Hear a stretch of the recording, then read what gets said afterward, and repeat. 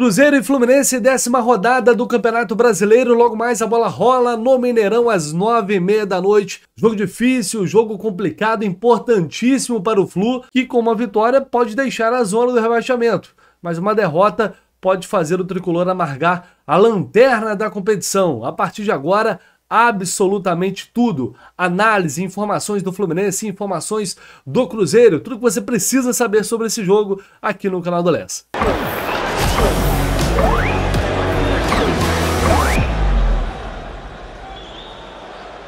Antes de mais nada, eu queria agradecer porque eu já estou recebendo várias mensagens carinhosas de vocês, de muitos torcedores aqui desde ontem à noite, porque depois de muito esforço, muita dedicação, muito trabalho, a gente finalmente alcançou, chegamos à tão sonhada, tão buscada marca de 100 mil inscritos aqui no canal do Lessa, e tudo isso só é possível graças a vocês.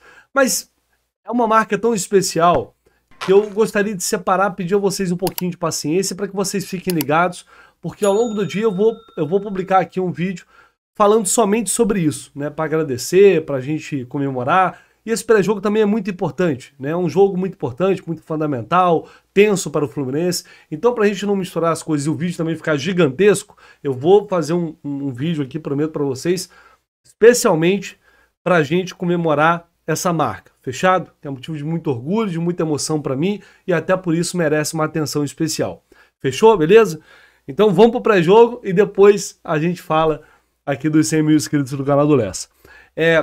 O Fluminense chega para essa partida, para o jogo certamente de maior pressão, a maior crise já enfrentada pelo técnico Fernando Diniz desde o seu retorno em 2022. Eu acho que não tem muita discussão sobre isso, é um momento muito ruim, né? O clube está tenso, é de fato uma panela de pressão, algo que a gente já não vivia há um bom tempo, né? Esse jogo pode, como eu disse, tirar o Flu da zona do rebaixamento, mesmo de forma momentânea, mas também pode afundar a equipe na lanterna do Campeonato Brasileiro, e a gente já está falando já de uma 10ª rodada de Brasileirão. Como se não bastasse tudo isso, a equipe tem um caminhão de desfalques para o jogo de hoje.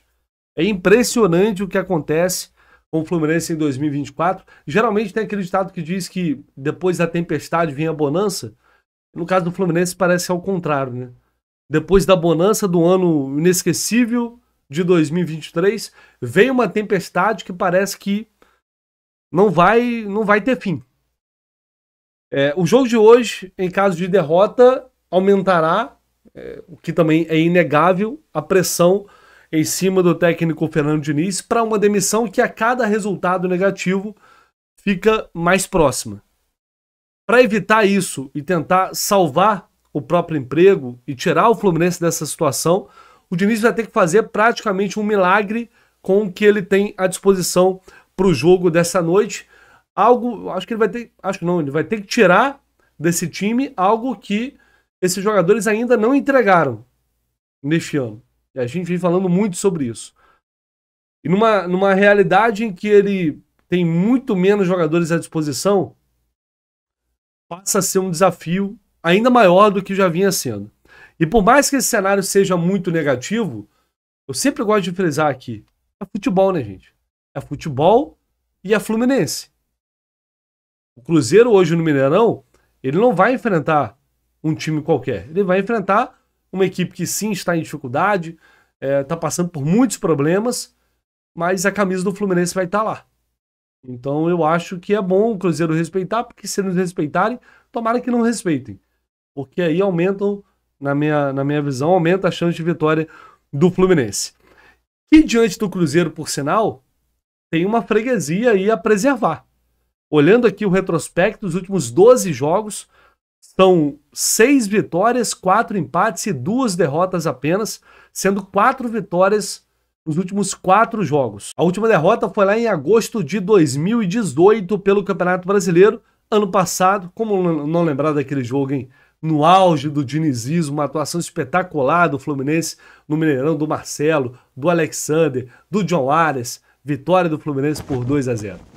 Marcelo na primeira trave, ela vem desviada contra, na trave! A sobra Lima, tira a zaga, Ganso, gol!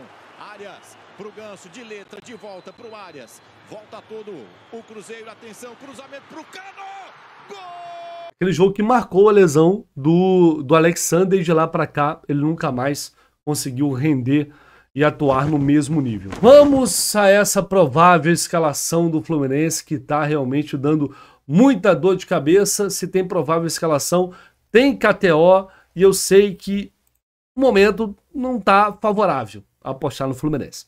A gente sabe disso. Mas tem alternativas que envolvem um risco menor. Por exemplo, para ambos os times marcarem no Mineirão. Para o torcedor que é um pouco mais otimista, pode vir aqui e marcar sim. As duas equipes vão marcar. O Fluminense vai fazer pelo menos um golzinho no Mineirão. Para quem é mais pessimista, não. No caso do otimista, só o Fluminense marcando, ou pelo menos um gol do Fluminense. No caso do pessimista, é que o Fluminense não vai fazer o gol, tá pagando 1,80. Mas, pô, apostar contra o Fluminense, isso aí, sei lá, eu não consigo fazer isso. Não faz muito sentido. Mas, enfim, né? Tem aquela galera que usa racionalidade e não quer saber, vai no racional. E tem um empate, devolve a aposta aqui. Você pode, para quem, repito, né? Para quem aí tá que acha que o Fluminense pode surpreender e tal, se empatar, se vencer, odd 3 para a vitória do Fluminense, se empatar, devolve a aposta. E também é chance dupla, Fluminense é um empate pagando 1,83. Importantíssimo, na KTO, você utilizando o cupom JORNADA, você tem 20% de bônus. Então corre lá, você ajuda muito aqui o canal, demais. Essa parceria da KTO tem sido fundamental esse ano para a gente conseguir montar a nossa equipe, fazer as transmissões, fazer essas coberturas especiais para vocês. Então se você puder fortalecer, Alex, mas eu não quero apostar, não gosto, mas KTO.com, faz seu cadastro e, pô, só isso aí já ajuda muita gente. E aí quando você quiser fazer seu depósito, você faz, tá bom? Corre lá na KTO, sempre apostando com responsabilidade, nunca aquilo que você não tem.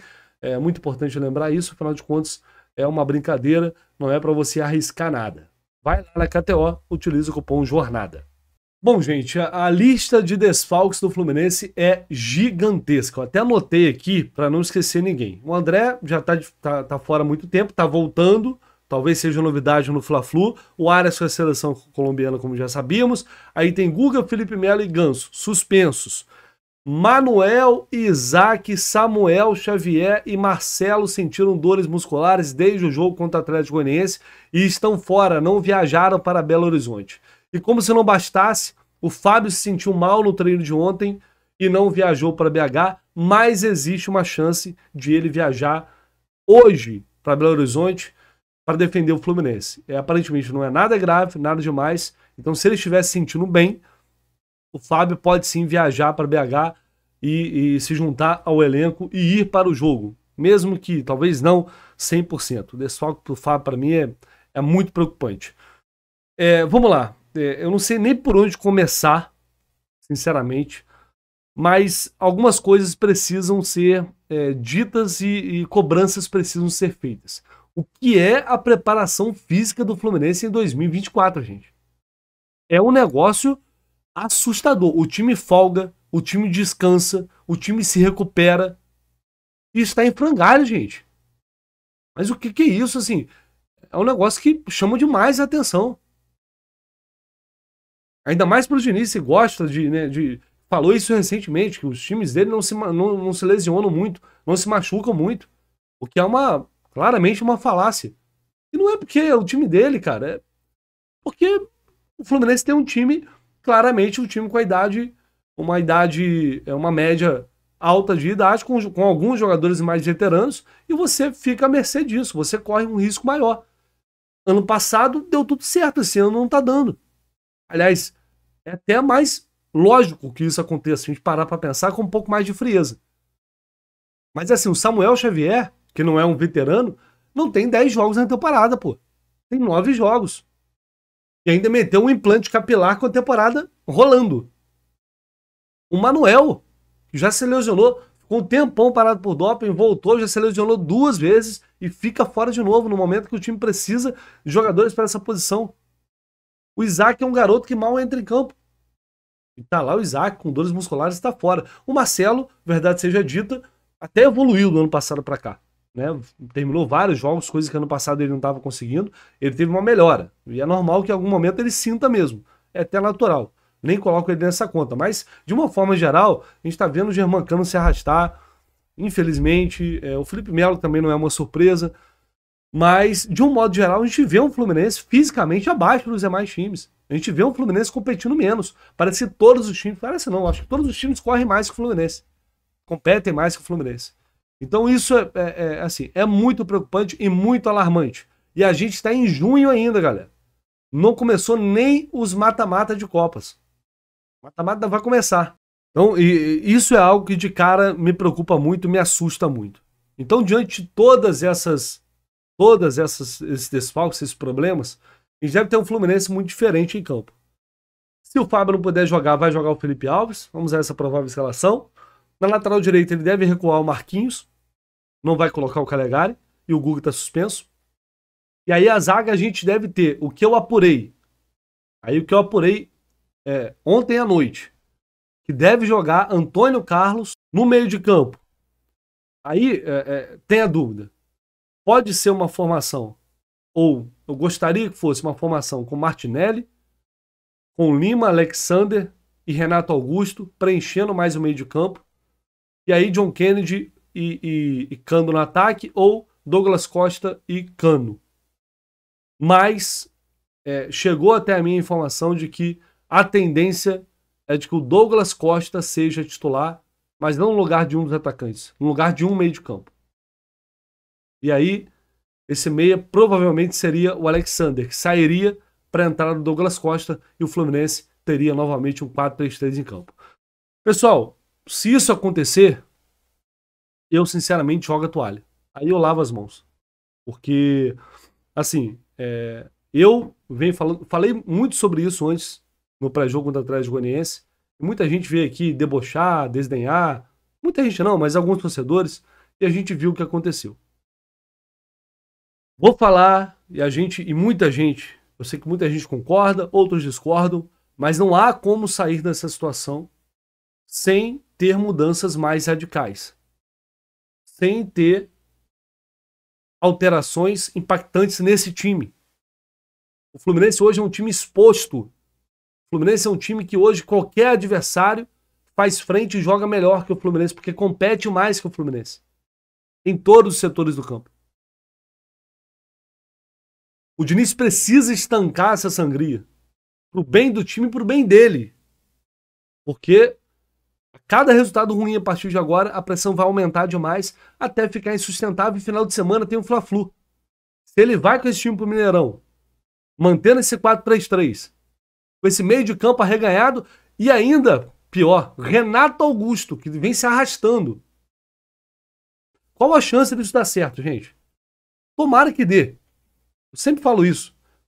A gente tem que fazer uma análise realista aqui. Eu vou falar aqui o que eu acho, o que eu penso, e a minha análise do jogo, e cada um de vocês também tem a própria análise. A minha análise é essa. Qual a chance disso dar certo? De novo, fazendo a mesma coisa, e é assim que o Diniz espera ter resultados diferentes. Vamos aguardar. Eu ainda tenho um fio de esperança, por mais improvável que seja, de que virá algo diferente. E qual seria esse algo diferente, na minha opinião? Seria a entrada de pelo menos um jogador, sai um atacante, entra um jogador no meio de campo. Ah, mas o Lima, Léo, pelo amor de Deus, ninguém aguenta mais o Lima. Tá, tira o Lima, então coloca o Gabriel Pires. Mas eu não acho que o problema ali é o Lima, principalmente fazendo uma função mais à frente, que ele tem mais facilidade de fazer. O cara tá jogando de segundo volante, não é a posição onde ele atua melhor. E ali você podia ter um tripé de volantes, com o Lima podendo sair um pouco mais, o Marquinhos mais à frente, com mais liberdade, sendo o segundo atacante, um 4-4-2 com um tripé ali de volantes atrás do Renato Augusto, protegendo um pouco mais a defesa, preenchendo esse meio de campo, fazendo esse time competir mais no meio de campo, porque é o coração, é o setor que é o coração do jogo, e o Fluminense perde para todos os times. Então, sinceramente, se for isso, se for entrar no Douglas Costa apenas, fazendo substituições, trocando 6 por meia dúzia, eu sinceramente não tenho mais esperança nenhuma, e para mim o Diniz assina e ratifica uma demissão que ele está, mais uma vez, chamando toda a responsabilidade para si. Porque é o que eu falo. E tem gente que fala, mas você não fala nem do Terans. Por quê, gente? Porque claramente o Diniz não confia no Terans, não vai botar ele como titular. E eu fui perguntar, até essa semana, eu falei, fui perguntar pra uma pessoa, que tá no CT no dia a dia, o que acontece com esse jogador? Por que esse cara não tem chance? O Diniz implicou com ele? Deu algum problema?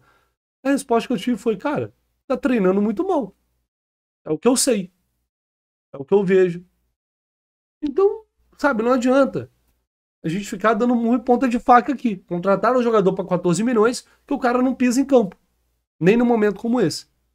Então, quando eu falo isso de fazer essa mudança, fazer uma mudança tática, é para tentar algo diferente. E se não der, a responsabilidade também é dos jogadores. Não é só dele, mas pelo menos ele está tentando fazer algo diferente, realmente.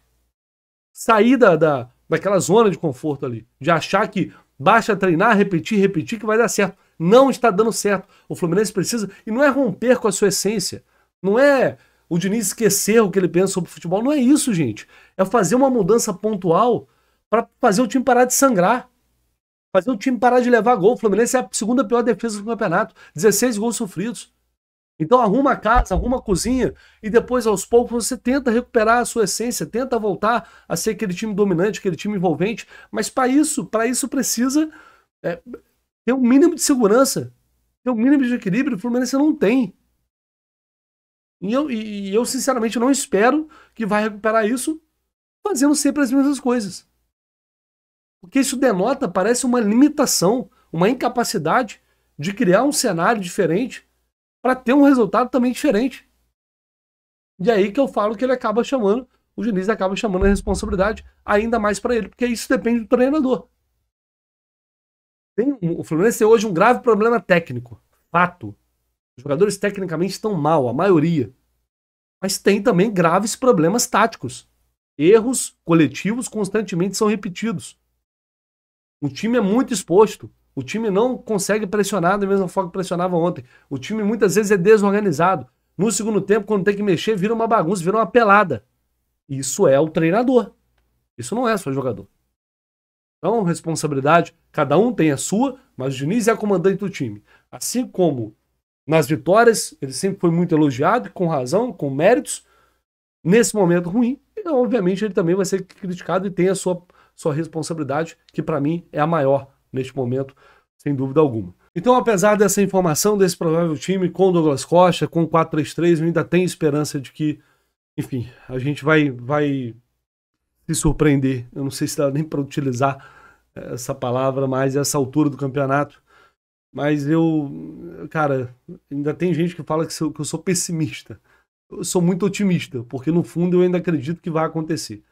Enfim, vamos ver o que o Diniz vai definir para a gente saber se dá para ter pelo menos um fio de esperança. Bora ver o que disse o Martinelli à Flu TV sobre o jogo de hoje, a dificuldade, a importância dessa partida lá no Mineirão contra o Cruzeiro. A gente sabe que é um jogo difícil, enfrentar o Cruzeiro lá, mas só que a gente fez uma grande semana de trabalho, preparamos o que tinha de preparar, então a gente conta com a nossa torcida, com o apoio e tenho certeza que a gente vai dar a volta por cima e vamos conseguir esses 3 pontos para começar a nossa arrancada no Brasileiro. E agora a super análise do nosso Renan Reis, laranja tricolor, como sempre aqui no canal do Lessa, trazendo uma análise super completa do Cruzeiro. Fique atento, porque o Renan vai trazer pontos aqui muito importantes que podem ser fundamentais para o Fluminense conseguir um bom resultado hoje à noite. Saudações tricolores aos amigos ligados aqui no nosso pré-jogo. E hoje vamos falar do Cruzeiro, o adversário do Fluminense, nessa rodada do Campeonato Brasileiro. Vamos lá, é impossível falar de Cruzeiro e não citar o meio-campista Matheus Pereira. Hoje ele é o grande destaque desse time e é um jogador que precisa ser marcado de perto pela equipe do Fluminense. Ele é um meia que gosta muito de jogar aqui pelo entrelinhas, ocupa muito bem o corredor central. E daqui, pessoal, ele pode fazer várias coisas. Ele pode dominar e bater pro gol, pode dominar e achar um passe em profundidade, ou até mesmo atacar as costas da defesa adversária, fazer a ruptura e finalizar. A gente viu aí o gol dele contra a equipe do Vitória. contra o Atlético Goianiense, ó, ele ocupando novamente esse espaço. E aqui dessa vez ele vai dominar e finalizar de fora da área. Então é um cara muito bom. A gente vai ver aqui que dessa vez ele sai do bloco adversário, recebe aqui por fora do bloco e acaba achando um belo passe para o Rafa Silva na vitória contra o Cuiabá. E o último lance dele também no jogo contra o Cuiabá, a gente vai ver, ele está aqui por fora do bloco adversário, vai fazer a infiltração, vai receber o cruzamento, ó, e acerta aí uma bela cabeçada. Então, pessoal, é um jogador que precisa ser bem marcado na noite de hoje. Ele é um cara muito perigoso, está em excelente fase, então o Fluminense não pode dar mole para o Matheus Pereira. E nesse lance aqui, a gente vai ver que o William faz o cruzamento para o meia cruzeirense fazer o gol. E essa é uma jogada muito comum no time do Cruzeiro, é um dos times que mais cruza a bola na área, é uma grande jogada deles, eles atacam muito bem com o lateral direito William e com o Marlon, velho conhecido da torcida tricolor, ele também é um dos caras que mais faz esse tipo de jogada. Cruzamento do Marlon, gol do Cruzeiro. A gente vai ver, ó. E vem por baixo também, pessoal. Jogada de linha de fundo ali do William. Gol do Cruzeiro. Aqui contra o Botafogo na primeira rodada. Cruzamento do William. Gol do Cruzeiro. E mais uma vez, ó, o William vai chegar na linha de fundo. E aqui é um detalhe também interessante. O Cruzeiro, às vezes, por mais que não faça o gol na hora ali do cruzamento, eles conseguem brigar pela segunda bola. Ganham a segunda bola e conseguem fazer a finalização. Então o Fluminense, além de ficar ligado com a bola ali quando ela acaba de ser cruzada, a gente precisa também brigar por essa segunda bola, porque o Cruzeiro, ó, acaba ganhando a segunda bola e fazendo o gol. Então uma coisa que o Fluminense não pode deixar acontecer. A gente sabe que nós estamos sofrendo muito com essas bolas cruzadas na área, então é preciso que esses cruzamentos sejam bloqueados. Os nossos laterais precisam bloquear bem esses cruzamentos, precisam receber também ali a ajuda dos nossos pontas para que esse cruzamento não chegue até a área do Fluminense. Então é isso, pessoal. Muito cuidado com o Matheus Pereira e muito cuidado também com os cruzamentos da equipe do Cruzeiro. Galera, defensivamente falando, o Cruzeiro tem uma peculiaridade. O Cruzeiro é um dos únicos times do futebol brasileiro a marcar no 4-3-3. Geralmente nós vemos os times marcando no 4-4-2, no 4-1-4-1, mas o Cruzeiro adota ali o 4-3-3 como seu desenho defensivo, principalmente em bloco alto e em bloco médio. Em bloco baixo, esse desenho acaba mudando um pouco, porque geralmente o ponta do lado da bola acaba baixando para dar sustentação aqui à linha média. Então, muitas vezes a gente vai ver essa mudança ali em bloco baixo. 4-3-3, assim como qualquer outro tipo de sistema, possui as suas vantagens e as suas desvantagens. Uma coisa interessante do 4-3-3 é justamente o encaixe natural que ocorre quando o time marca ali em bloco alto e bloco médio, porque os atacantes eles se encaixam naturalmente aqui na primeira fase de construção do adversário, que geralmente é uma construção a 3. Hoje a maior parte dos times jogam com essa construção a 3. Então você não precisa retirar alguém da linha média para saltar aqui e se juntar aos atacantes. Agora, em relação às debilidades desse sistema, a gente pode apontar primeiramente o seguinte: a linha média ela tem uma grande faixa de campo aqui para cobrir. Então, geralmente, o que acontece, pessoal? Quando o time compacta de um lado, então vocês imaginam a bola bateu aqui no corredor lateral direito.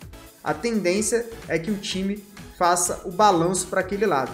Geralmente o que acontece é que o lado oposto fica completamente desguarnecido. Então, o time do Cruzeiro, ou qualquer time que marque no 4-3-3, ele fica suscetível a esse tipo de inversão.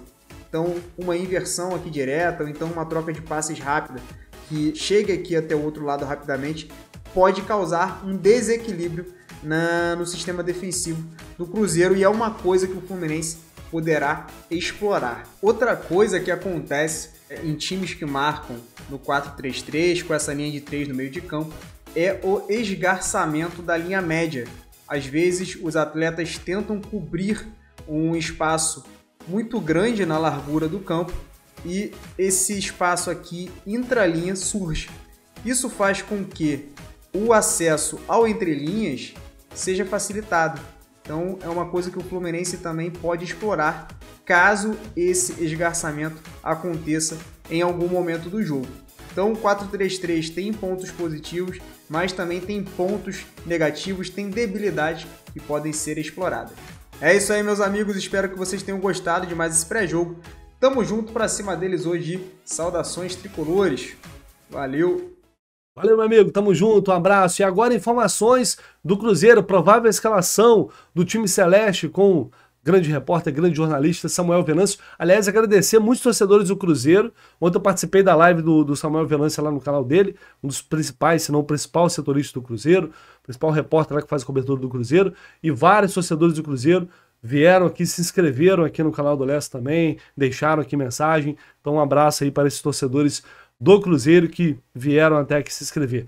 Fala aí, Samuca. Fala aí, Lessa, é um prazer falar com você, com toda a sua audiência aí. O duelo desta quarta-feira, o Cruzeiro com um time também com desfalques importantes para este compromisso. O Cruzeiro não terá o Lucas Romero por causa de uma fadiga na panturrilha, não terá o Rafa Silva com uma lesão muscular, os dois foram titulares no último duelo do Cruzeiro, um empate diante da equipe do Vasco, em São Januário, no Rio de Janeiro. Tá complicado para até montar um time provável. Cruzeiro que tem a volta aí do seu principal jogador, né? Que é craque, que é diferente, que é o Matheus Pereira. Terá um público aí de mais de 30 mil torcedores nesta quarta-feira no Mineirão e quer aproveitar esse momento do Fluminense para voltar a vencer o Fluminense em um tabu que já dura 8 jogos. O Cruzeiro não vence o Fluminense desde 2018, seja jogando no Mineirão, seja jogando no Rio de Janeiro, seja em Campeonato Brasileiro, seja em Copa do Brasil. O que a gente dá para esboçar aí como um time provável é o Anderson no gol, o William, lateral direito, Zé Ivaldo, João Marcelo e Marlon. Marlon que foi lateral aí do Fluminense. O meio campo com Ramiro, Lucas Silva.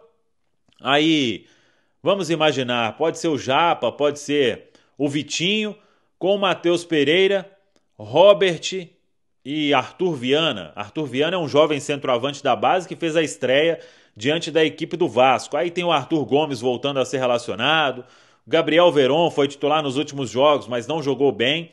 Tem algumas opções. O Fernando Seabra para montar este quebra-cabeça e escalar o melhor time do Cruzeiro para este compromisso, então, nesta quarta-feira, aqui no Gigante da Pampulha. Valeu, Lessa! Um abraço, tamo junto. Valeu, irmão. Um abraço, até a próxima. É sempre um prazer falar contigo. Vamos à arbitragem para a gente finalizar esse pré-jogo. Apita o jogo Matheus Delgado Candançan, de São Paulo, auxiliado pelo Alexandre Ribeiro e Evandro de Melo Lima. No VAR, Daiane Muniz, árbitra FIFA de São Paulo. Vamos lá, o histórico deste árbitro em jogos do Fluminense. São 3 partidas, 2 ano passado, inclusive a vitória sobre o Cruzeiro do Maracanã por 1-0, Fluminense 2, Curitiba 1, e esse ano ele apitou aquele empate desastroso contra o Juventude no Maracanã, 1-1. Árbitro jovem dessa nova geração que tem se destacado em muitos jogos. Dá para a gente falar isso de poucos árbitros no futebol brasileiro, e o Matheus Candançan parece ter um pouco de qualidade, ainda tem que se provar, mas é um árbitro desses que estão surgindo aí agora, que eu acho que tem potencial. Transmissão desse jogo pela TV Globo, mas é claro, a equipe do Jornada KTO 1902 marcando presença no Mineirão. Eu permanecerei aqui no Rio de Janeiro, mas direto no Mineirão, Gabriel Amaral, Fio e Cauã Tinoco com todas as informações, cobertura completa, entrevista, jornalismo coletivo, daquele jeito que você sabe, ambiente do jogo, né, valorizando o Fluminense, transmissão que conhece de Fluminense, que sabe de Fluminense, é aqui no Jornal. Então você pode assistir o jogo na Globo, não tem problema, mas deixa o áudio da transmissão aqui com a gente. Ajuda demais e eu tenho certeza que vocês também vão ter uma experiência muito melhor conosco aqui nessa transmissão direto do Mineirão. Beleza, pessoal? Um abraço. Mais tarde a gente se fala e daqui a pouco, fiquem ligados aí, um vídeo especial dos 100 mil inscritos aqui no canal do Lessa. Valeu!